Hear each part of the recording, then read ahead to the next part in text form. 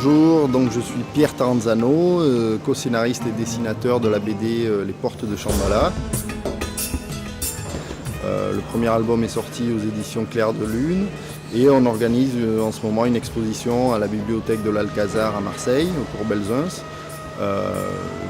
qui montre un petit peu les planches de l'album, plus un petit peu des essais, des esquisses, des storyboards. Ça montre un petit peu tout le travail préparatoire. Il y a aussi quelques textes qui expliquent un petit peu d'où viennent nos idées, qui sont basés sur des faits réels.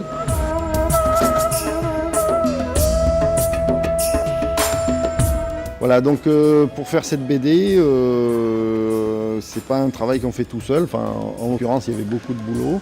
Donc c'est une BD qu'on a fait à trois. On travaille sur le scénario à trois. Donc il y a Cyril Romano qui n'est pas là aujourd'hui et Axel Mazuer, donc à côté de moi, qui est un co-scénariste.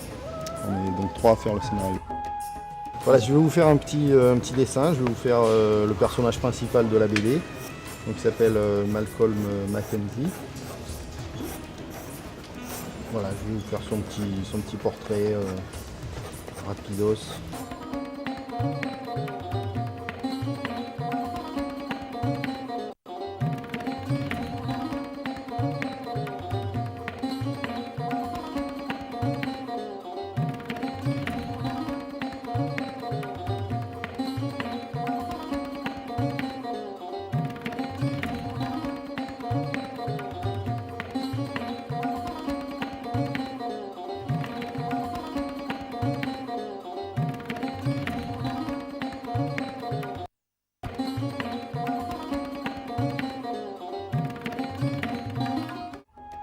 Là, ce qui est exposé ici, bon, c'est une partie de l'exposition qu'on a installée à l'Alcazar.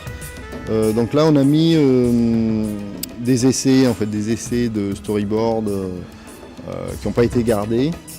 C'est-à-dire que pour arriver à la version définitive de notre histoire et à la version qu'on voit sur le bouquin qui est ouvert là, il y a eu tout un tas d'étapes, quoi. Il y a eu premièrement une idée de base qui nous est venue par rapport à un livre, donc on a mis un extrait du livre ici.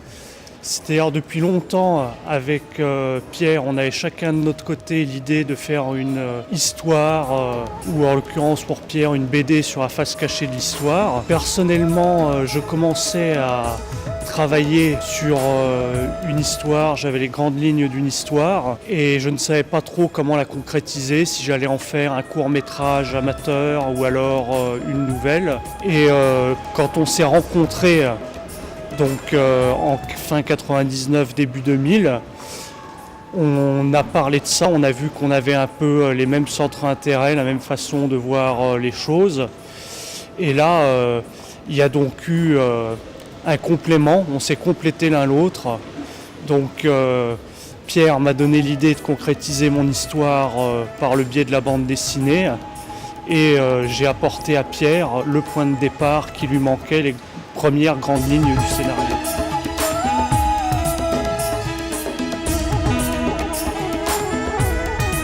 Voilà, alors donc pour arriver à créer une bande dessinée, c'est élaborer une bande dessinée, c'est un travail qui est très très long.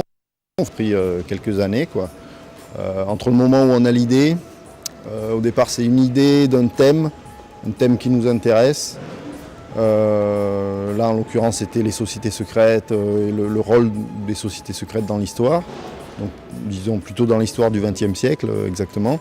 Parce qu'après on peut aller plus loin dans l'histoire, mais on le fera peut-être d'ailleurs dans les futurs albums, mais là ce sera un peu long. Donc on s'est concentré sur le XXe siècle. Le but c'était de montrer quelque chose de réel à travers de la fiction.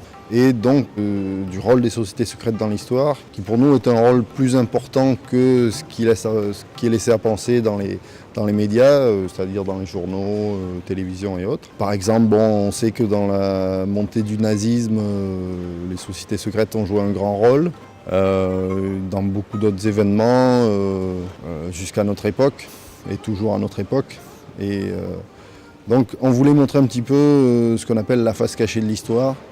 Donc il y a une volonté de didactique, on va dire, de montrer quelque chose de réel, mais en le faisant de manière divertissante, en faisant une BD d'aventure qu'on peut prendre au premier degré comme une BD fantastique. Écoutez, je découvre cette exposition, comment toutes les planches sont présentées. D'ailleurs, sur la forme, déjà, je trouve que la présentation est très agréable, très dynamique, très attrayante. Et sur le fond, je dois dire que j'ai appris pas mal de choses sur la manière dont on concevait, dont on réalisait une bande dessinée. Et finalement, c'est assez étonnant de voir tout le travail, toutes les séquences successives qui amènent au résultat final, depuis ce que les auteurs appellent le storyboard jusqu'à effectivement à l'album sorti et en vente. Et c'est effectivement très intéressant. Moi, j'ai appris des trucs puisque je ne savais pas que l'image était scannée, par exemple.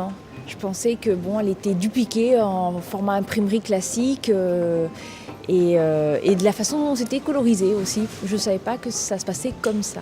Après, sur l'histoire, c'est intéressant. Enfin, j'ai pas encore tout regardé, mais ça me fait penser à Blake et Mortimer. BD japonaise, je sais pas trop. C'est vrai qu'on en parle de plus en plus. On parle beaucoup des mangas, donc apparemment ça marche bien. C'est vrai que ça n'a rien à voir parce que c'est des gros livres, ça va très vite. C'est plus grossier, je pense, comme trait. Mais non, je pense que la BD française a encore de l'avenir.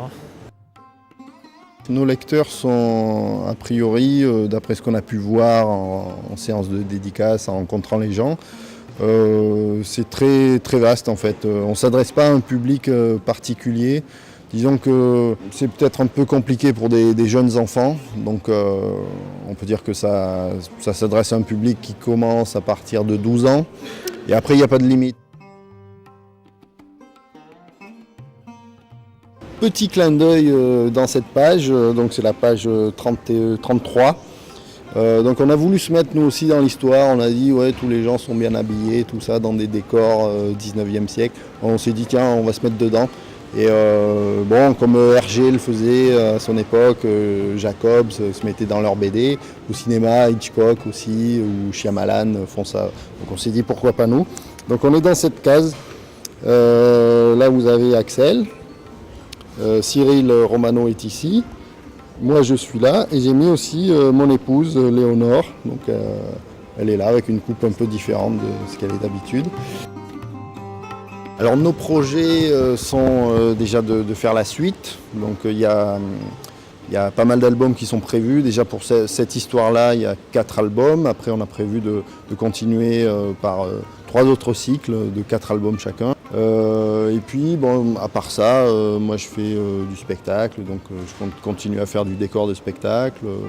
Peut-être à l'occasion de travailler pour le cinéma, j'aimerais bien.